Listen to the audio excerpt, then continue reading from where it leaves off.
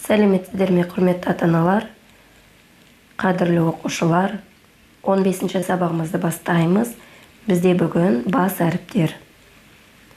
А, Л, М, Я әріптері. А әрпін жазып бастаймыз. Астыңғы құйыршығынан екі торгөз тастап, төменгі жақтан жоғары қарай имекті бастаймыз. Бірақ та бір торгөздің ішіне емес, имекті бастап, екінші торгөздің жоғарғы жағына дейін апарамыз. Жақындатып көрсетейін.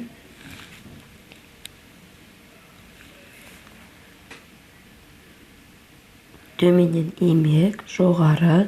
Енді қиғаш сызықтың түзу сызығының бойымен төмен қарай түсеміз. Артқа имек. Белі. Қайталаймын. Астыдан жоғары екінші торгөздің басына дейін барамын. Түзу сызықтың бойымен кері қайтып қайырамын. Белі. Бір, екі, үш, төрт. Ат сөзін жазамыз. Төменнен жоғары қарай. Бір, екі. Байқасаңыздар, белдігін салмаймын. Бірден Т әрпіне көшемін. Т. Енді аның белбеуін сызамыз. Келесі бізде Л әрпі. Төменнен дәл А сияқты, тек белдігі жоқ. Екі торгөз тастап, бір, екі. Екі торгөздің бойына көтеремін бірінші сызықты қиғашынан. Екінші сызықты қиғаш сызықтың бойымен түсіремін. Ла сөзін жазып көрейік. Төменнен жоғары. Бір, екі, ла.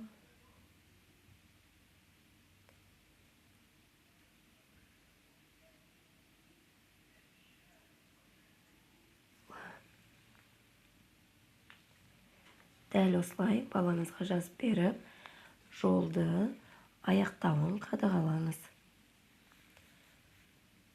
Мен сізге мысал ретінде көрсетемін. Сіз бір рет қызылды жазып берсеңіз, бала жолдың соңына дейін өзі аяқтауы тиіс.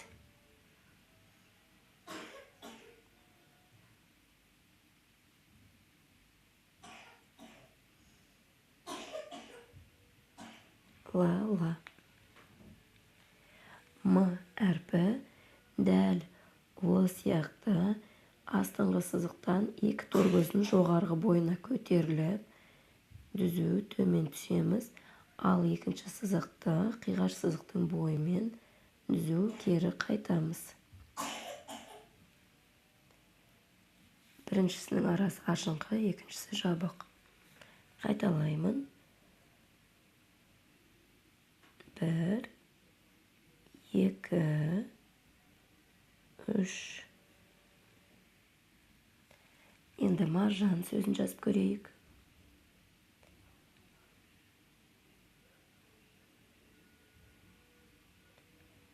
Жазған кезде бала айтып отырып жазғанда жазуы қатесіз әрі дұрыс болып шығады. Мар.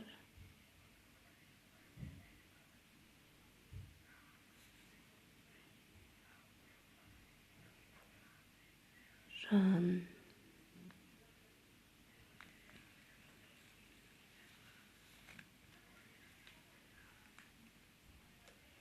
Келесі әріп бізде Я.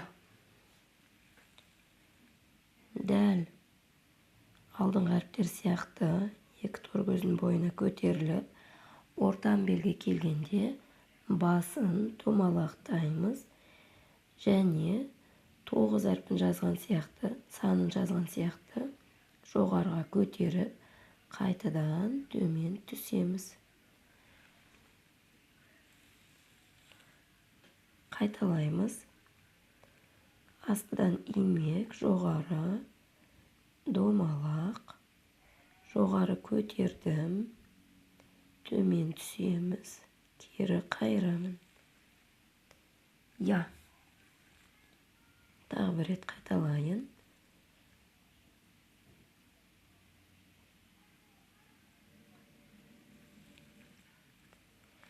Қазақ тілінде я әрпінен басталатын сөз жоқ.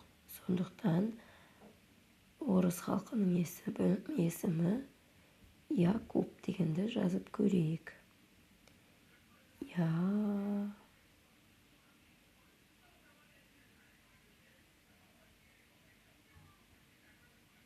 Куб. Қолымызды үзбей жазамыз.